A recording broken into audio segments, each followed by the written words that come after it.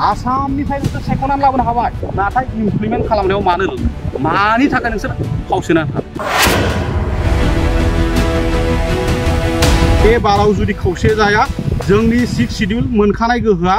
जोबनायनि फारियाव रोखा जाबाय गुबुननि सायावबा जों दाउसा गावजों गाव मोसा दिनै जोंनि मियादि पाट्टालेण्डआवनो जोंनि गुबुन हारिया दङ खौसेथि जानानै जोंनि मोनखानाय गोहोखौ जों बासायनो हागोन ना हाया बयबो बर' रायजो राजा नोंथांमोननि बयनिसिमबो आङो खुलुमनायखौ जासिहरग्रोनानै आङो फंनैसो जोंनि दानि बर'नि जोंनि नुजाबाय थानाय थासारि आरो फैबाय जोंनि इयुन जोलैफोरनि थाखाय जा आंनि मोनदांथि बेखौ आरोबाव आङो बुंनो थाखाय आङो खर' गंग्लायो नोंथांमोननिसिम बे ग्रीन गोथां फोथाराव आङो नुजाफैबाय जायखौ होनो ग्रीनफिल्ड बड'लेण्ड सेक्रेटारियेटनि साखाथियाव थानाय बे फोथारावनो बायदि रोखोमनि 27 जानुवारि 2020 मायथाइयाव जि बिटिआर रेकर्ड जालांबाय बिनि उननिफ्राय जेब्ला गोदान सरकार दाबाय बे गोदान सरकारनि बायदि रोखोमनि मिथिङा बेयाव जागासिनो दङ बर' बिटिसि ओनसोलनि थाखाय मावनाय माखासे एजेन्डाफोरखौ बेफोरबायदियाव रायजो राजानो खोन्थागासिनो दङ नाथायबा जोङो दिनैनि दिनाव गुबैयै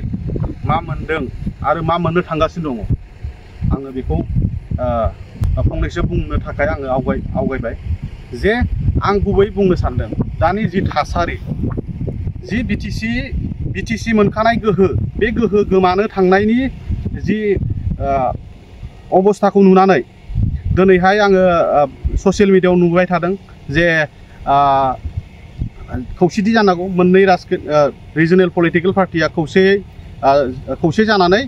खामानि मावनांगौ बेखौ नुदों नाथाय दिनैनि दिनाव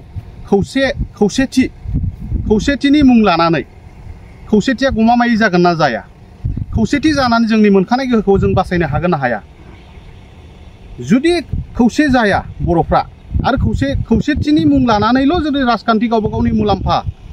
मुलाम्फानि थाखाय जुदि माबायोबा जों गासैबो बर' रायजो राजाफ्रा बिथांमोना बे ग्रीनफिल्डआव जुदि बेबायदि बायदि रोखोमनि जोंखौ खैसाराव खोलैबाय थादों खैफोदाव खोलैबाय थादों अब्ला जों गासैबो बर' रायजो राजाफ्रा बे ग्रीन फोथाराव बिथांमोना जितु मिटिं खालामो बिनि बांसिन रोजा रोजा लोब लोब बर'फ्रा आवगायबोनांगोन आरो जोंनि गोहो मोनखानाय गोहोखौ जों बासायनो थाखाय बे ग्रीनफिल्डआवनो बयबो नुजाफैनानै जोंनि गोहोखौ जों रायजोफ्रा दिन्थिनाय जागोन दिन्थिनांगौ आं बेखौनो आं सानो जों रावनिबो सायाव जों नेनानै थानायनि सम नङा जों रायजोफोरखौ रावहाबो थगायनो थाखाय जोंखौ सुसिनो थाखाय नासयनो थाखाय गाव गावनि धोन दौलतखौ बारायनो थाखाय बे जानाङा बड'फाया बुंदों बुहुमनि बर'फोर खौसे जा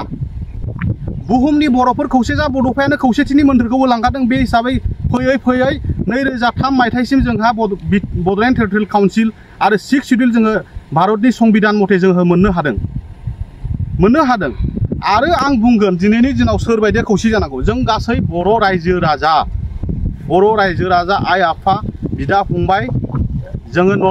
गासैबो जयैनो दङ खौसे जोङो नाथाय खौसेथिया सोर गैया खौसेथियाथ' 12-13 जनसोल'सो खौसे गैया नङा होमबा सोर खौसे गैया जों रोखा नाम बुंनो हायो आं दिनैनि दिनाव आं नामबो बुंगोन आङो गिबियावनो बुंगोन मानगोनां आगुनि चिफ मानगोनां हाग्रामा महिलारि बिनि उनाव थाबाय दानि चिफ मानगोनां प्रमद बर' आरो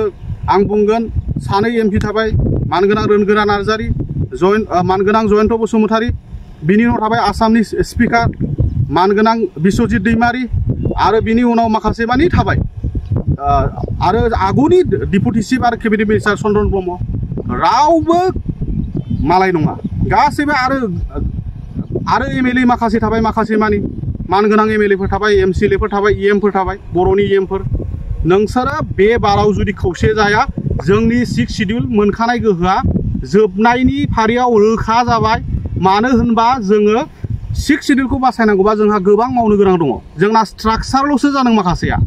जोङो जोंनि माखासे लिगेल साइडआव जेरै लेजिस्लेशन लाबोनांगौ गोबां जोंनि 40 साबजेक्टआव गोबां लेजिस्लेशन लाबोनांगौनि खामानि दंबावो बेफोर खामानिखौ मावलांनायाव माखासे मानि दंबावो गासैखौबो मावबोजोबनो हायाखै सिगांनि गभर्नमेन्ट समावबो दाबो टाइम दङ आरो मावनांगौ जों खौसेब्लासो हागोन बिनि थाखायनो आं खनले आं खावलायो जों रायजो राजाया खौसे दङ नोंथांमोन लिडारफ्रा गुबुन हारिनि बा गुबुननि आथिं हमनो हायो गुबुनखौ जोङो गुबुननि सायावबा जों दाउसा गावजों गाव मोसा बेखौ नागारनानै आरो गावजों गाव मुगैलायनाय गावजों गाव गोसो गोरोबलायखौ ज्राब गारनानै दान्दिसे गावनि धोन दौलत आरजिनायखौ दोनथ'नानैब्लाबो बर' हारिनि थांनानै थानायनि थामोनथा रैखाथिनि जोंनि जिउनि रैखाथिनि जोंनि हा हुनि रैखाथिनि थाखाय जोंनि हाखौ जों रैखाथि खालामा मिनिथावथाव बाथ्रा दिनै जोंनि मियादि पाट्टालेण्डआवनो जोंनि गुबुन हारिया दङ बेसेबां दुखुनांथाव लासिं आउट अफ BTC नि अन्यफ्रा जेन' आं बुंनो फर एग्जाम्पल बुंनो जे गरुकुटि होननाय जि दरं जिल्लानि मोनसे गरुकुटि होनदों बे गरुकुटि जायगाखौ ओरैबायदि लोब इलिगेल माइग्रेन्टस डाउटफुल सिटिजेनफोर दंमोन बिथांमोनखौ होखारस्रांजोबनाय इभिक्सन खालामजोबनानै बेखौ बेसेबांबा गिदिर एरिया एग्रिकालचारेल सेक्टर बानायदों बैहाय डायरी फार्म खालामदों गोबां रोखोमनि फिसारिज बानायनानै ओरैबायदि गिदिर एरिया गावसोरनि थाखाय मोनसे ओरैबायदि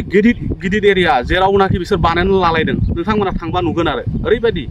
थानाय जानाय गासिबो बावनो बेरायजानाय मोनसे टुरिजम सेक्टर बायदि बानायलायनानै लानो हादों जोंनि मियादि पाट्टा आइ आफामोननि हाखौ नोंसोर BTCआ आरो ओरै BTC सेक्रेटारियेट आं बेखौ खोन्थाहरनो बे सेक्रेटारियेटखौ आसामनिफ्राय नोंसोर सेख'नानै लाबोनो हाबाय आसामनिफ्राय सेख'नानै DC नि माखासे नोंसोर 40टा साबजेक्टनि 40 साबजेक्टनि पावारखौ लाबोनो हाबाय नाथाय इमप्लिमेन्ट खालामनायाव मानि थाखाय नोंसोर फावसायनानै थादों लेजिस्लेशन लाबोनांगौ खामानि दं लेजिस्लेशन लाबो माखौ जोंनो भारतनि संबिधानानो होखानाय दङ लेजिस्लेशनखौ लाबोनायाव नोंखौ होबथानो हाया रावबो जोंहा गावनि एसेम्ब्लिनि पावार एन्ड फांसन BTC नि पावार एन्ड फांसन बेयो डाइल्युट जानो मोना आरो आं बुंगोन जे BTC जि 40 साबजेक्टआव जोंहा मोनब्रै जिल्ला दंमोन दा मोनबा जिल्ला जाबाय नङा होमबा आरोबाव दा गोदानै माखासे गामि सोसननाय गामि कनस्टिटिउन्सि बानायनाय बेखौ आं सिगांनि आंनि बिबुंथि बुंनाय रायलायनाय नोंथांमोनजों आङो जा आंनि मोन्दांथिखौ आं रायलायखांबाय आं खनले बेफोरनि सायाव सावरायबाय थानो गोसो गैया लासिं बासिं सेटेलाइट बायदि गुबुन जिल्लाखौ जोंनि BTC नि थानाय जिल्ला बा याव जोङो जोंनि एडमिनिस्ट्रेटिभ एरियानि बाहेरा आउट अफ डिस्ट्रिक्टखौ मोनसे डिस्ट्रिक्टनि पावार एन्ड फांसनाव बे जुरिसडिक्सना मिलायलाया ओरै आरो मोनसे बेलेग डिस्ट्रिक्टनि गामिखौ बेलेग मोनसे डिस्ट्रिक्टनि गामिनिया एडमिनिस्ट्रेट खालामनो हाया माबोरैहाय गामि बेबायदि मोनसे रेभिनिउ भिलेज कन्टिगुवास नङाल'सैनो बेबायदि सोनायनि बाथ्रा बै जायफोरा हाबबाय होननानै बुंबाय गमामायैनो हाबमारदोंना गमामायैनो एडमिनिस्ट्रेसनाव फैमारबायना BTC आव बिथांमोना